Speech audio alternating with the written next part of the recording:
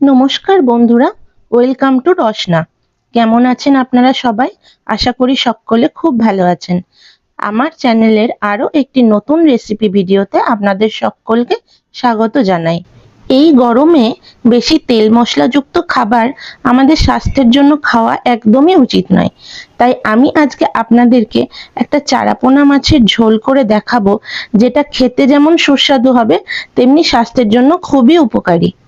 খুব সামান্য কিছু মশলা আর আলু আর বেগুন দিয়ে তৈরি চারাপোনা মাছের এই ঝোলটা খেতে এতটাই সুস্বাদু হয়, আপনারা না খেলে বিশ্বাসই করতে পারবেন না। তো চলুন দেখে নিই কিভাবে এই রেসিপিটা বানাতে হবে। এর জন্য আমরা এখানে 4 পিস চারাপোনা মাছ নিয়ে নিয়েছি। আপনারা যেরকম বাড়িতে লোক আছে সেই অনুযায়ী কম বেশি করে নেবেন। আমি এখানে 350 গ্রাম চারাপোনা মাছ নিয়েছি। 4টে মাছের ওজন হয়েছে 350 গ্রাম। তো বুঝতেই পারছেন এক একটা মাছ মোটামুটি 80 থেকে 100 গ্রামের কাছাকাছি রয়েছে। আমি বাজার থেকে এই মাছগুলোকে কেটে এবং বেছে এনেছিলাম। এবার বাড়িতে এনে ভালো পরিষ্কার জল দিয়ে খুব ভালো করে মাছগুলোকে পরিষ্কার করে নিয়ে নুন আর হলুদ মাখিয়ে আধ ঘন্টার জন্য রেখে দেব। খেয়াল রাখতে হবে মাছের দুটো পিঠেই যেন সমানভাবে নুন এবং হলুদ মাখানো হয়। আমি আজকে আলু এবং বেগুন দিয়ে এই মাছের ঝোলটা বানাবো। আপনারা চাইলে শুধু বেগুন দিয়েও বানাতে পারেন। এছাড়া আপনাদের যদি কোনো পছন্দের সবজি থাকে সেগুলো কিন্তু এই মাছের ঝোলে অ্যাড করতে পারেন। আমি এখানে একটা মিডিয়াম সাইজের বেগুন নিয়ে নিয়েছি। চলুন এবার বেগুনটাকে কিভাবে কাটবো দেখে নিন।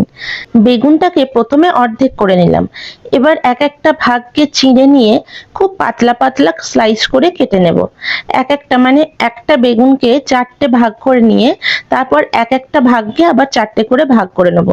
বেগুনে যদি পোকা থাকে সেটা খুব ভালো করে বাদ দিয়ে দেবেন। আপনারা চাইলে বেগুনগুলোকে একটু বড় বড় পিস করেও কাটতে পারেন, তবে যত বড় করে কাটবেন সেদ্ধ হতে কিন্তু তত বেশি সময় লাগবে।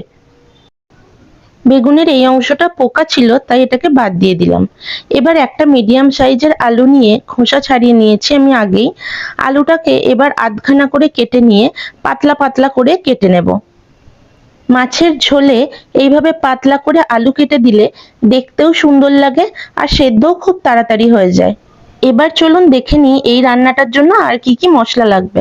এখানে নিয়েছি দেড়খানা মোটামুটি মিডিয়াম সাইজের টমেটো, আমি দেড়খানা নিয়েছি, সেটাকে আমি ছোট ছোট কুচি করে রেখেছি।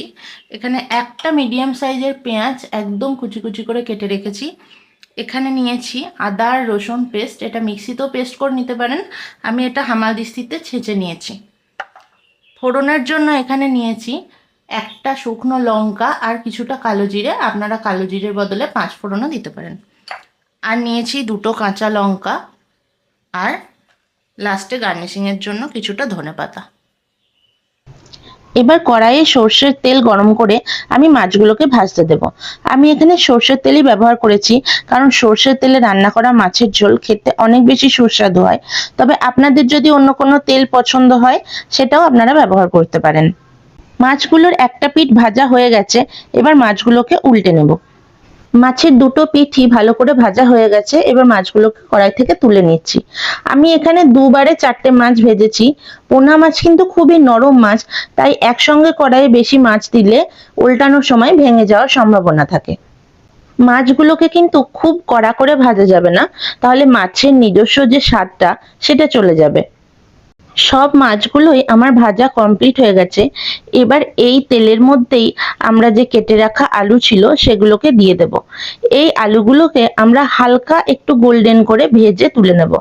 আলু ভাজার সময় আমি এখানে অল্প একটু নুন দিয়ে দিলাম। আপনারা চাইলে আলু আর বেগুনগুলো কাটার পরেও নুন হলুদ মাখিয়ে রাখতে পারেন। দেখুন আলুগুলো আমার ভাজা হয়ে গেছে। এবার আলুগুলোকে কড়াই থেকে একটা প্লেটে তুলে নেব। আলুগুলো তোলা হয়ে গেলে আমি বেগুনগুলো এই তেলে ভেজে নেব। আমি এখানে একটু তেল কড়াই থেকে তুলে নিচ্ছি, কারণ বেগুনগুলো কড়াইয়ে দিলে বেগুনে কিন্তু সমস্ত তেলটাই শুষে নেবে। বেগুনগুলো ভাজার সময় আমি অল্প করে একটু নুন আর হলুদ দিয়ে নিচ্ছি, যেহেতু আগে আমি নুন হলুদ মাখাইনি। দেখুন কড়াইয়ে বেগুনগুলো দেওয়ার সাথে সাথে যেটুকু তেল ছিল সমস্তটা শুষে নিয়েছে, তাই আমি এখানে আর একটুখানি অল্প করে সর্ষের তেল অ্যাড করে দিলাম। আমি এখানে আলাদা আলাদা করে আলু আর বেগুনগুলোকে ভেজে নিয়েছি।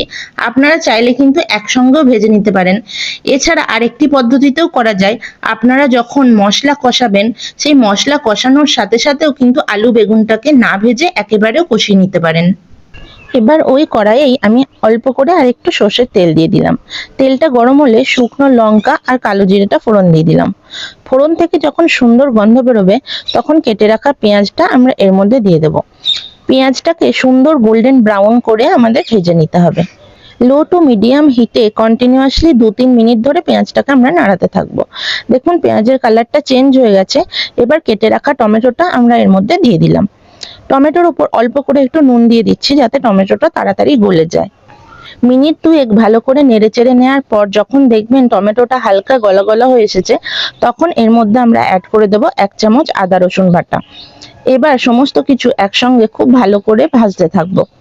মশলাটাকে কন্টিনিউয়াসলি 2-3 মিনিট ধরে লো টু মিডিয়াম হিটে কিন্তু নাড়তে থাকতে হবে, না হলে কিন্তু তলায় লেগে জ্বলে যেতে পারে।